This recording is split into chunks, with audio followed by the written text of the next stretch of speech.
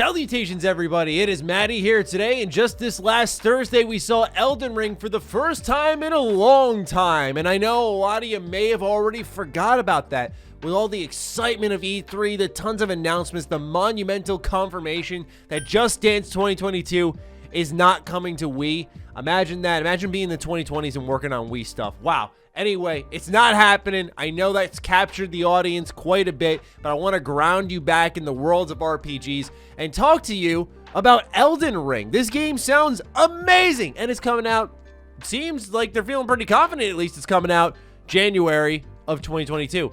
So we have a lot of information to go through from a interview by IGN. I took the clips from a article by Video Game Chronicle because they sort of just trimmed the fat, and we're going to go through all of it now. So if you're new here and you want more on Elden Ring, please by all means consider subscribing after you check out some of the other content. And now let's get into the information. I have something in my eye. Ugh. There are 6 main areas of the lands between, and each of those 6 areas will house its own mainline dungeon map, which is again seamlessly connected to the lands between itself, Miyazaki told IGN. There will be domains, or the areas of main demigod bosses. From here, you're able to explore not only these mainline dungeon areas, but also a wide variety of catacombs, castles, fortresses, which are interspersed throughout the map.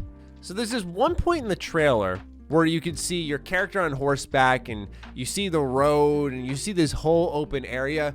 My thought process is, in a way, it reminds me of the world design of Shadow of the Colossus, where you have this almost circular centerpiece to explore and see all different things, as the name would suggest, the lands between, and then there are pockets on the side and in the corners of exploration that'll lead you to more narrowed down, we'll say, linear progression, kind of like a typical Souls dungeon or Bloodborne that we've become accustomed to with their design, which I think is a good in-between. It seems like they're pretty confident it's going to be fully open, but what makes me very excited about this is that there seems to be a lot of side areas to explore, but you can also just gun through the game. And as we get deeper into this interview, we're going to learn just how big it is and how much there is here. Miyazaki told Famitsu there are multiple endings and the paths leading to them are also quite free. I think this is one of the features of this title, but compared to the Dark Souls series, I think the degree of freedom in progression is much higher.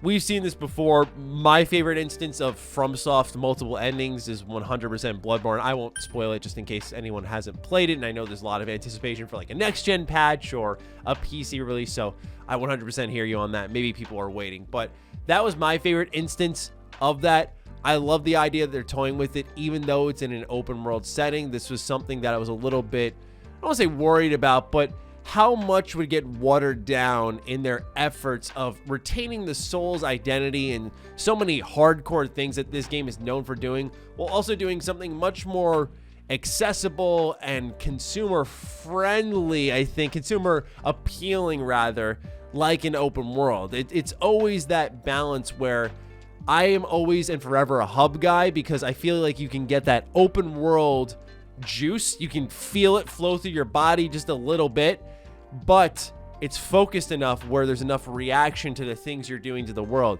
It seems like Elden Ring's gonna go for it all, and so fingers crossed that they accomplish it all. Time and weather are elements that change in real time. They also have an effect on the game, Miyazaki said. For example, if it's nighttime, both you and your enemies will be less visible to each other, which will change the experience of contacting and attacking enemies. And there are special traces that are more visible at night. I love this, probably more than anything we've talked about so far. You may be scratching your head, Matty, we just talked about endings and stuff, like you're an RPG guy. No, I love Dragon's Dogma. We actually just did an RPG Time Machine video on it about a couple of months ago.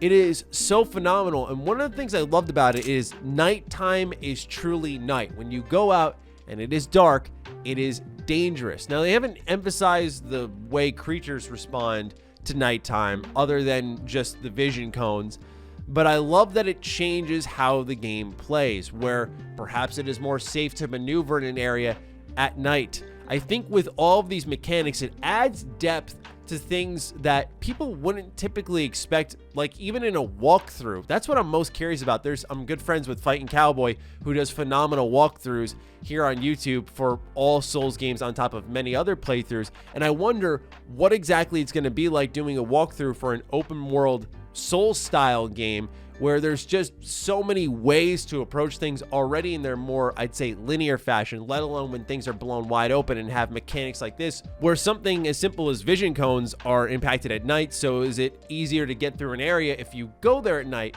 I'm just asking probably way too deep of a question, but still, this type of stuff excites me a lot. Skills are a returning feature from the studio's previous games, but these have been expanded to give players more freedom. Quote, so before, where there was a certain skill attached to a certain weapon, now you're able to freely interchange skills between a large variety of weapons, end quote, Miyazaki told IGN. There are, I believe, around 100 skills in total. Obviously, you're free to combine your different skills with different weapons, he added.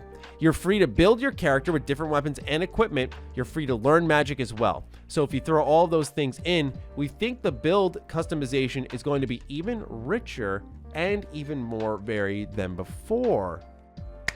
Yes. Yes. Okay, confession time. I know a lot of you are going to hate me for this. I beat Genichiro, I think that's his name, in Sekiro, and I was like, this game's not for me. I was hyped beyond belief for Sekiro, and when I played it, it just didn't click with me, and it made me kind of feel disgusted with myself, because one of the things I love about Souls games is the build quality. It is very much one of the few games that takes your build seriously, and as you narrow down your path, you become proficient at certain things, but also not great at others. And so that replayability is there with its tough bosses. Like, what if I'm a mage here in this boss? What's that like versus being a warrior with a sword and shield? So on and so forth.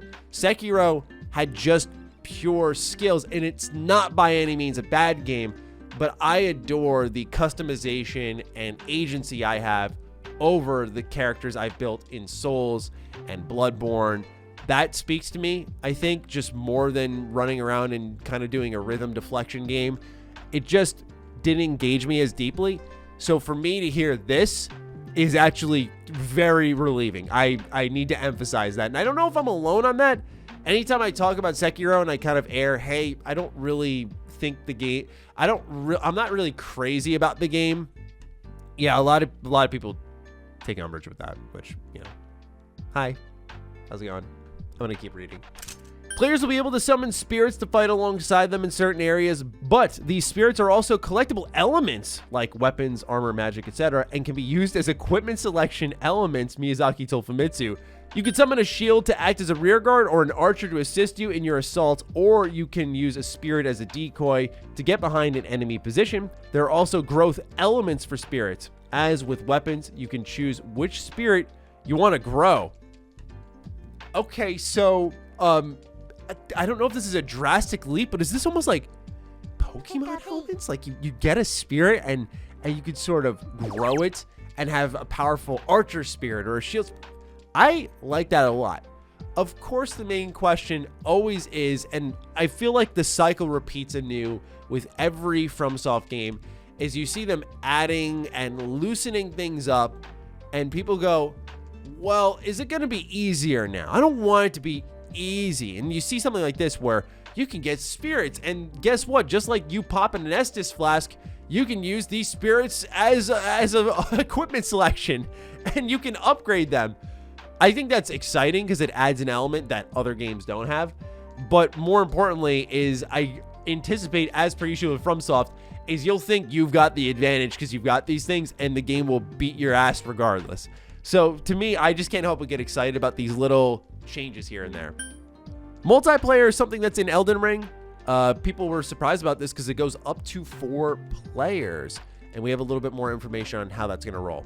With a few exceptions, multiplayer is possible even in wide open fields, he told Famitsu. You can even go straight into a boss battle. However, please note that riding is not possible in multiplayer. This is weird, and I wonder genuinely if it is a technical hang-up because of last gen, right? You're rendering multiple worlds and people in these worlds, And then if they're going at a certain speed on a horse versus when they're on foot, perhaps it's the amount the game can draw in its distance. Just food for thought there. But I found this to be a very weird limitation. So I can say, hey, join me in the lands between.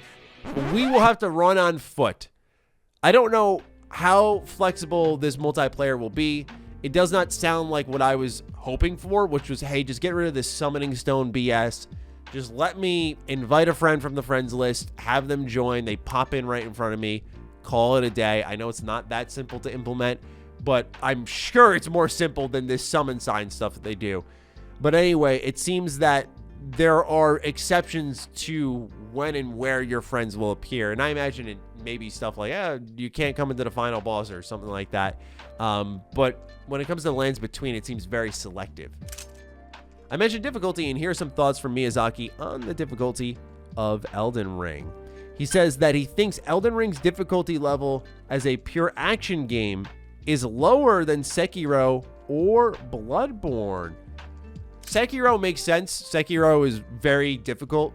It's probably one of the hardest games you can play in the modern era.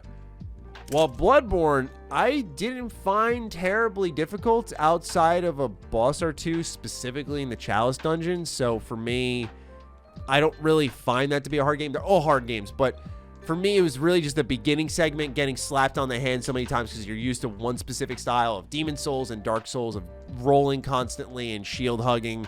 And we had to learn to play a completely new way with more aggression. But once I adjusted, the game was relatively smooth sailing for me personally. So if it's lower than that, according to Miyazaki, and naturally there's points where, it's going to be harder or easier for people depending on luck, skill, those types of things. But that's an interesting place to gauge it. It'll still, of course, be tough, but it doesn't sound like the I want to crunch you, kind of like Sekiro did with the multi-phase bosses and the absolute, you must master this. Kind of bringing me back to the Mega Man days. You all see this Mega Man statue behind me. I adore Mega Man, and it reminded me of that, where it's you got to get this right. As for the length of the game, how long will it take to complete, he told Famitsu? Well, that's not my favorite question. I'm thinking about 30 hours of playtime without too many side trips, but to be honest, I'm not sure yet. But honestly speaking, I don't know yet. My intention is for the game to have a lot of depth and expansion from playing without detours. I admire that he gave a general estimate despite not really knowing. So this number is subject to change, but I think it's a good thing to know just in general for your potential future investment. And as things become more solidified, but content-wise, main story stuff being 30 hours sounds about par for the course for a Souls game. Maybe if I'm thinking properly, a little bit less than, because I feel like with the Dark Souls games and Bloodborne in particular, I spent much longer, but I may just be forgetting New Game Plus runs and all the side stuff I did. But anyway, a lot of Elden Ring information here, and I'm getting very excited for this one. There was that moment where we're tracking all these leaks, what's happening with it, where is it, what's going on. You finally get it. You get all these announcements afterwards, which I think strengthened Elden Ring for me because it had a staying power through E3, which, while it wasn't that great, had some good announcements, had some good reveals, some things that I'm very interested in, especially Nintendo with SMT5 and Metroid Dread, and you've got Starfield, Halo, and there's things nearby and far away that all look great and have my attention. But for Elden Ring to have had that staying power through all of that and not lose its pop for me is a big deal. So I'm excited for it. I'm looking forward to learning more, and I'll continue to track it for all of you here on the channel. So thank you so much for tuning in, and I'd love to hear your thoughts on Elden Ring in the comments down below. Other than that, pass it off to you now. What do you think of everything that I have listed in this video today? Fire away. Other than that, follow me on Twitter, follow me on Instagram. Those links are in the description down below. And a big thank you to all the patrons, all the members who continue to show the love. Appreciate all of you. Stay sexy, stay active. I love you all. Peace.